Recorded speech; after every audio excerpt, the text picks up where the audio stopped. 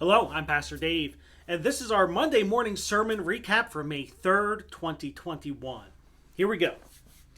As we look at the first letter of John, chapter 4, verses 7 through 21, we are confronted with the ever-present Christian theme of God is love. This is part of our faith, yet we don't often read much into it. At least we don't read as much into it as we should. The late biblical scholar William Barclay noted that we see God's love in 5 ways.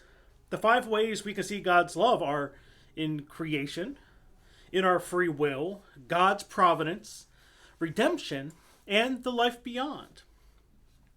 All 5 of these are worth digging into because they tell us much about God's love. To start, there is no greater proof of God's love than in creation. When we think of the vastness of the universe, to the diversity of nature in this world, and to think of everything that keeps it going, how the smallest thing can make a great impact. When we see all of that, and also how little we truly understand about it all, we see the beauty of creation is a sign of God's love, and keeping everything going is a sign of God's love. But beyond creation, we can all see proof of God's love in what He has done for us. We see this in the gift of free will, but also in the redemption Christ that was offered through Christ. They are really connected because we freely must accept Christ, and to freely love God, we have to have free will. But the fact that Christ was willing to sacrifice Himself for us is a sign of God's love. Yet God's love is not just in our past or in our present, but also our future.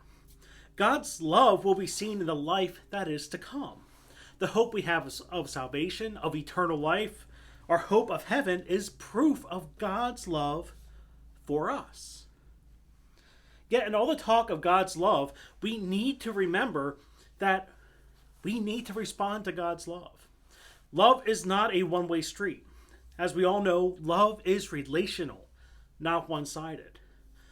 For love to truly be love, both sides must show that love.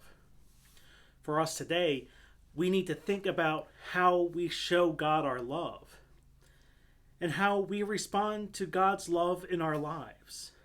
This is something we should all dwell upon. So that's your recap for this week. Remember that we worship every Sunday at 8:45 at East Salem and 10:15 up the hill at Otterbein. We also live stream that East Salem service at 8:45 on the East Salem UMC Facebook page, and it's there right now if you would like to catch up with the full sermon. But until next Sunday, I'm Pastor Dave, and I hope to see you in the pews.